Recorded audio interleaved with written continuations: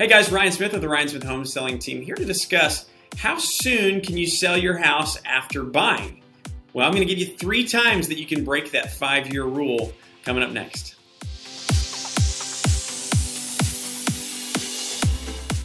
You know, most people they always buy a home with forever in mind, right? They're thinking, I shouldn't say always, but a lot of times people are thinking, I'm going to be here for at least, X number of years, or sometimes they think they're going to be there forever.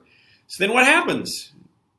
Well, life happens, right? I mean, things change, People get new jobs, people get laid off of jobs, life circumstances will change, things change, and sometimes you are now faced with the idea of potentially having to sell your house right after you bought it. Well, there is a long-standing rule, and in certain markets, this rule has fluctuated a little bit over the last few years, but that long-standing rule is that it's a 5-year rule. Most people say at least stay in a house 5 years. If you don't stay there 5 years, then it's going to be hard to have enough equity to pay the transaction costs needed to get out of the property.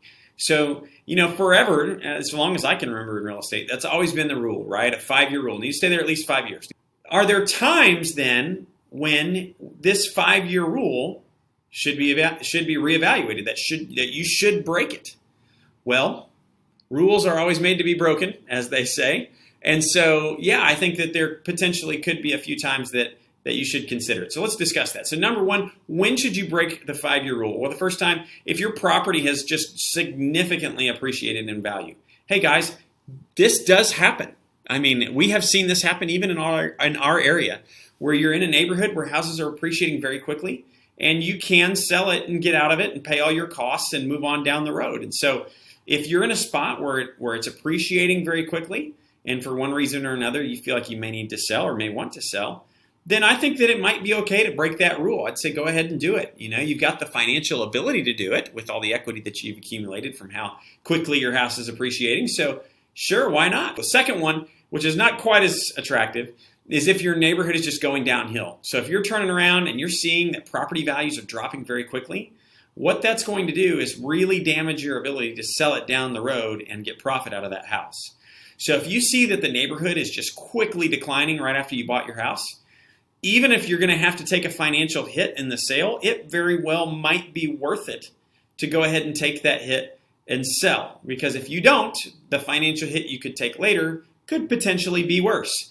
So if you see that the market is declining in your neighborhood very rapidly, that could also be a time to consider breaking that 5-year rule. And then the last one, and maybe the most obvious one, if you absolutely hate living there, then you may need to explore this as well. There is a value on your happiness, right? So even if you're going to take a little bit of a financial hit in selling the house, if you're truly miserable in the house, to a true level of misery, then it's pretty hard to tell somebody just live somewhere and be miserable. I hope that makes sense. If you have any other questions on this topic or any others that we discussed or haven't discussed yet, by all means, please feel free to reach out to us. We are absolutely here to help you answer any questions, do whatever we can to provide you with world-class service.